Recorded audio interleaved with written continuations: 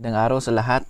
And sa muli, ito ay si Rolly naman uli para sa inyong public service. So mga guys, today's video ay tatalakayin natin ang tungkol sa magkano yung gagastusin mo pag nagpaparehistro ka ng isang commercial fishing vessel. So I hope guys na before tayo pupunta sa ating topic is nakita na yung previous ko na video, yung ano yung mga certificates, ano yung kailangan mong i-rehistro, ano yung makukuha mong mga papel if ever magpaparehistro, because guys, at saka yung ano yung mga steps, because guys, ito naman sa video na to is pag-uusapan natin yung kung magkano naman yung gastos, yung total na gastos mo guys if ever magpaparehistro ka ng isang commercial fishing vessel. Registered guys is depende yun sa laki at saka laki din ng makina at saka laki ng gross tonnage ng iyong vessel. So ibig sabihin nun, mas malaki, mas mahal yung babayaran nyo. Mas malaki yung makina, mas mahal din yung babayaran ninyo. But meron ding mga certain factors guys na bigyan ng pansin, because talagang kailangan to ninyong malaman. Bago tayo muna pupunta doon guys sa ating topic, gusto kong imbitahan kayong muli na mag-subscribe at mag-hit ng notification button, because yung mga gustong maidagdag na kaalaman o kaya mga tanong, i-comment, please comment down below para share natin sa ating mga kababayan, dahil ito talaga ay para sa inyo mga guys. And salamat sa pag views ng channel nito. So ngayon guys, just a little recap kung ano yung natalakay natin dito dati is, una, di ba, is kailangan boat plan, di ba? Ingat guys para ito sa malaki na fishing bangka lang yung may trigger na may wooden hull lang to guys, wooden hull. So siguro mag set ng gross tonnage, lagay na lang natin 14 gross tonnage guys. So iset natin na 14 gross tonnage. So una guys, kailangan mo ng boat plan. Kung hindi ako nagkakamali guys, ang boat plan na pagpapagawa, kung magpapagawa ka ng boat plan sa mga naval architect, yung taripa nila guys is nasa 6,000, maybe 5,000 to 8,000 yung pagpapagawa. Hindi yung bayad na yan guys para lang yan sa naval architect, hindi pa yan sa marina. Pagpagawa ka ng plano, mas malaki yung charge nila.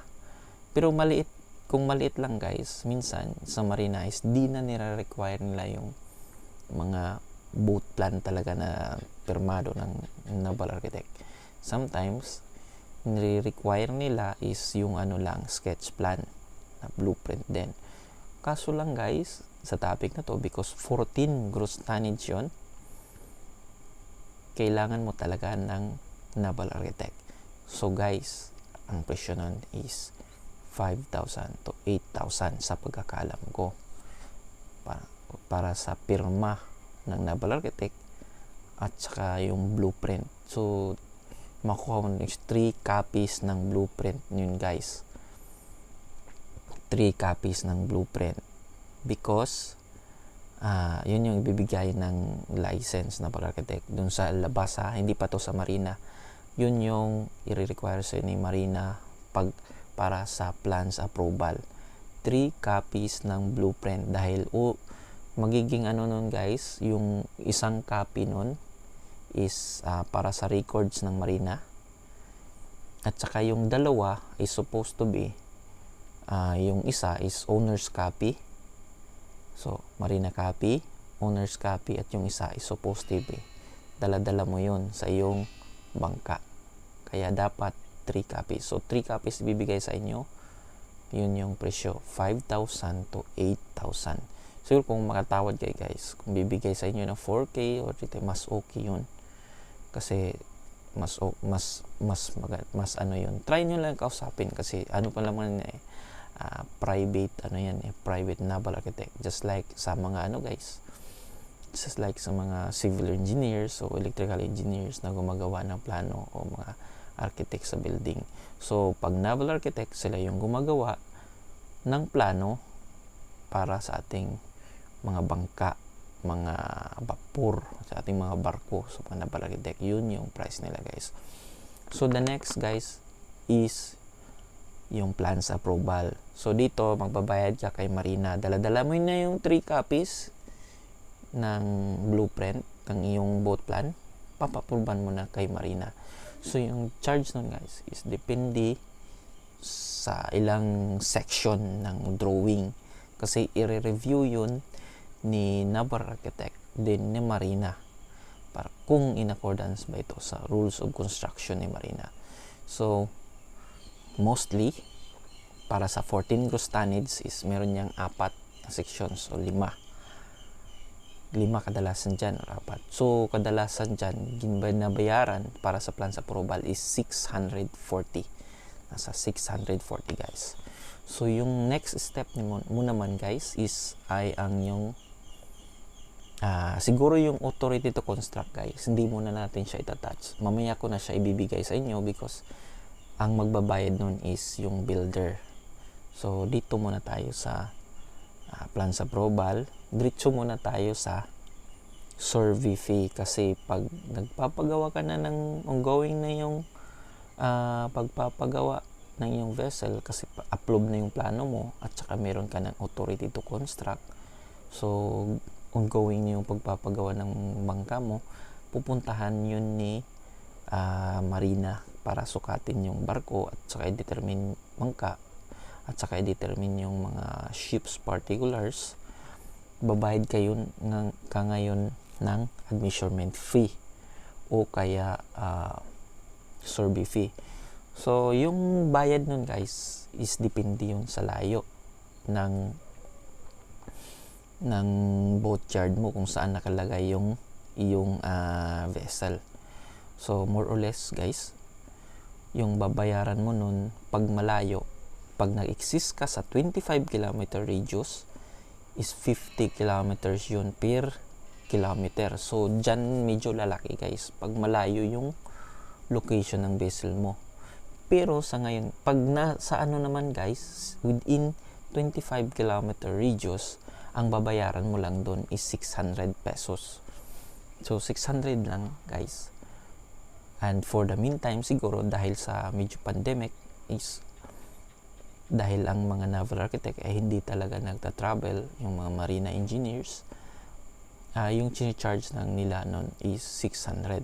Kasi mag-online lang siya, papavideo, magkakaroon kayo ng video conferencing, titingnan niya yung para makita niya yung bangka at saka papasukat sa inyo kung meron mang susukatin. So sa ngayon guys, ilagay na lang natin na yung survey fee is 600 na lang muna kasi within the kilometer radius of 25 kilometers. So yun guys, 600 pesos. Susunod guys is pupunta tayo sa TMC, yung kasi na-admission na yung vessel mo. So magpapa-issue ka na ngayon ng tonnage measurement certificate. Ito yung nagdetermine ng gross tonnage, kung gaano ba talaga kalaki yung vessel mo. So tonnage measurement certificate guys for the 14 gross tonnage fishing bangka is aabot siya guys ng 800 pesos. At sa yung kasunod naman is yung Certificate of Ownership and Certificate of Philippine Registry. Para sa 14 gross tonnage guys, yung Certificate of Ownership is 750. At ganun din naman ang Certificate of Philippine Registry ay 750. So, yun guys. Yun, just a recap ha.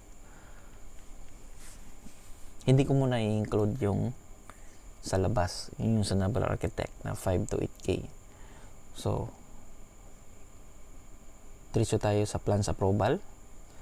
na 640. Then tonnage measurement, survey fee, plans approval na 640, survey fee na 600, tonnage measurement certificate na 800, then certificate of ownership na 750, at saka certificate of Philippine Registry na 750 guys. Balikan natin, para sa plans approval mo, babayad ka ng 640.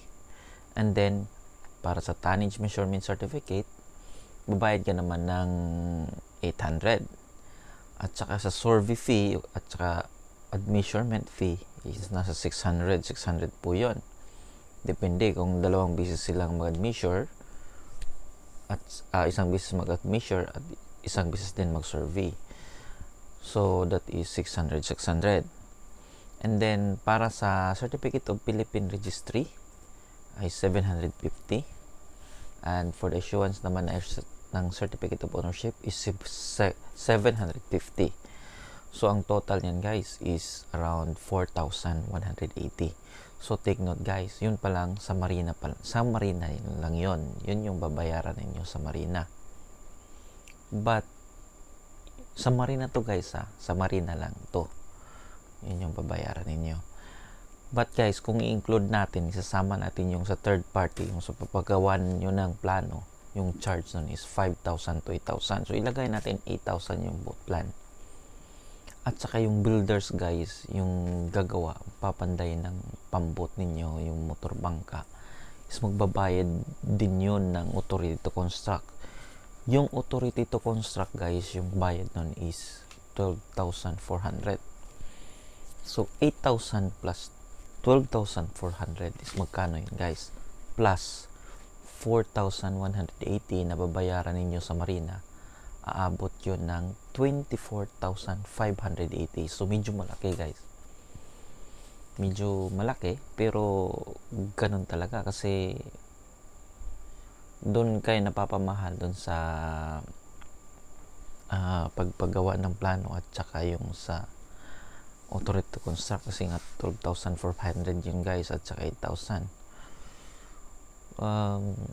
Siguro ano naman guys na kasi sa kay Marina is 4,180.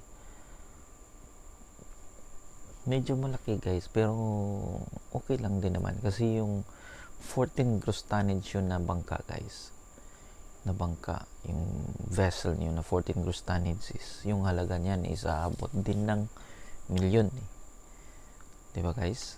Kung tama ko is yung engine pa lang na 6D16, kung lagyan nyo ng 6D16 kasi maliit naman yung 4DR5 lang na makina para sa 14 gross tonnage. Maybe yung mga ano na yan 6D16, nasa magkano na yung makina na 6D16 guys, 6D15 or 6D14 yung mga 6 cylinder, tsaka plus pa yung mga sa kahoy pa. Yun nga, so dapat talaga guys na i-register nyo rin kasi malaking investment yan guys paano pag nahuli yan ni Coast Guard, ni Maritime Police, is malaki din yung penalty. So guys, yan yung sa total. At para sa susunod na video, akin namang tatalakayin yung tungkol sa mga penalties. Kasi guys, pag hindi ka sumunod sa proseso, kunyari, nagpagawa ka ng bangka na walang boat plan na approve, magkano naman yung penalties nun? At magkano naman yung penalties pag hindi license yung boat builder, no? So, abangan nyo guys kung magkano din yung mga penalties. So, yan lang muna sa ngayon. At para sa ating topic, kung magkano yung gastos pag nagpaparehistro ka ng isang 14 gross tonnage fishing bangka. So, hindi ko na in-include guys yung circulars na ginagamit ni Marina. Kasi meron niyang circulars kung gusto niyo talagang tingnan in detail, gusto niyo makuha. Maaari kayong pumunta sa Marina website, marina.gov.ph, at saka pumunta kayo sa policies doon yung circular. So hanapin nyo yung sa revised schedule of fees. So yun yung circular na ginagamit nila para presyuhan yung mga processes nyo at saka yung basis nila sa charge ni Marina tungkol dyan sa mga fees and charges, yung mga certificates or BP. So puntahan nyo yung Memorandum Circular 2015-07 maybe, kung hindi ako nagkakamali.